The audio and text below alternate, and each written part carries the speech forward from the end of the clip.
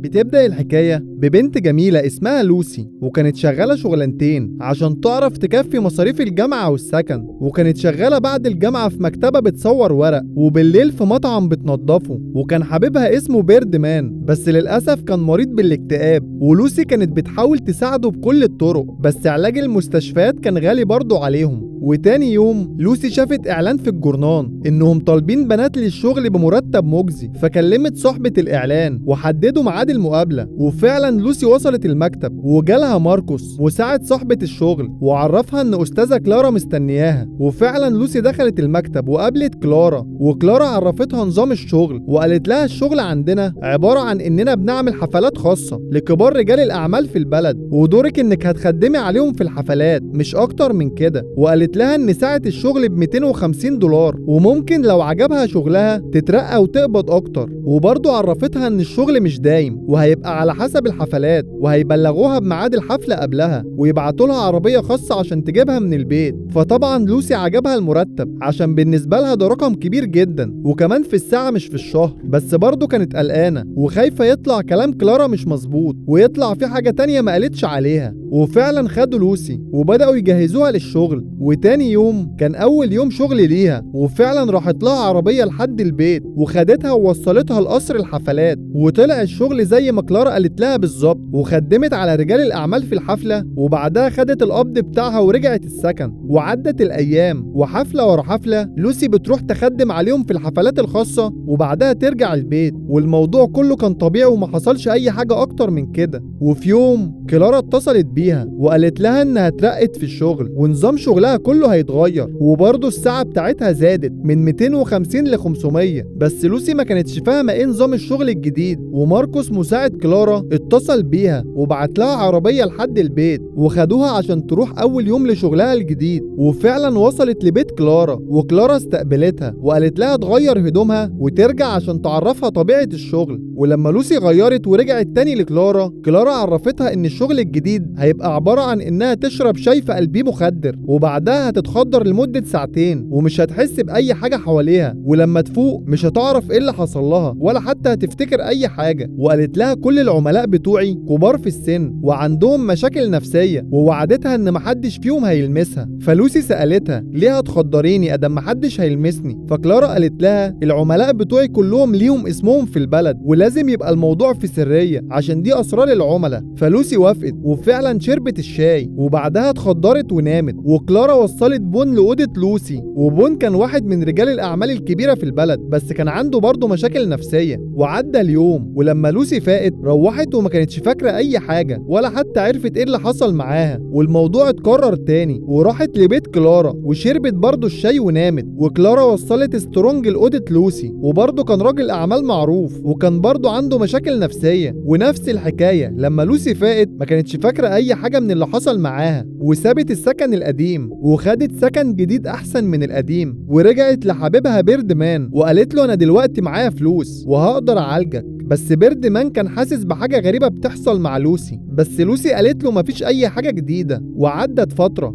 وكلارا ما اتصلتش بلوسي، وده خلى لوسي ترجع تاني تشتغل في المكتبة وفي المطعم. وبعدها لوسي اتصلت بماركوس مساعد كلارا وقالت له إنها محتاجة شغل عشان مصاريفها زادت ومش عارفة تتصرف إزاي. وفعلا تاني يوم بعتوا العربية للوسي، واتكررت نفس حكاية كل مرة. ولوسي شربت الشاي ونامت، وكلارا وصلت كوادرو لأوضة لوسي وبعدها مشيت. ولما لوسي فاقت برضه ما كانتش عارفة ايه اللي بيحصل معاها، عشان محدش منهم كان بيلمسها فعلا. فلوسي قررت تعرف ايه اللي بيحصل، وراحت اشترت كاميرا صغيرة عشان تحطها في الأوضة، واستنت لحد ما كلارا تتصل بيها. وبيردمان اتصل بلوسي وقال لها تجيله على البيت. ولما وصلت له لقيت انه اخد الدواء بتاعه كله، وخلاص قرر ينهي حياته عشان ما كانش قادر يستحمل مرض الاكتئاب. وفعلا بيردمان مات، ولوسي حضرت الجنازة بتاعته. وجه اليوم اللي هي مستنياه، وكلارا اتصلت بيها. ولوسي لما وصلت بيت كلارا طلبت منها انها المرة دي ما تتخدرش عشان عايزة تعرف ايه اللي بيحصل معاها. بس كلارا رفضت وقالت لها دي اسرار عملاء ومش هقدر اعمل كده. فلوسي شربت الشاي، بس قبل ما المنوم يشتغل حطت الكاميرا في الأوضة وبعدها نامت. وكلارا وصلت أوضتها وكان معاها بون، بس بون طلب انه ياخد نفس المنوم اللي خدته لوسي. وفعلا كلارا ادته نفس المنوم، وبعدها سابتهم ومشيت. وتاني يوم كلارا راحت عشان تصالح تصحي بون، بس لقت بون ميت، وبعدها حست ان لوسي ما بتطلعش نفس هي كمان، فحاولت تصحيها وخافت هي كمان لا تكون ماتت، بس فعلا لوسي فاقت.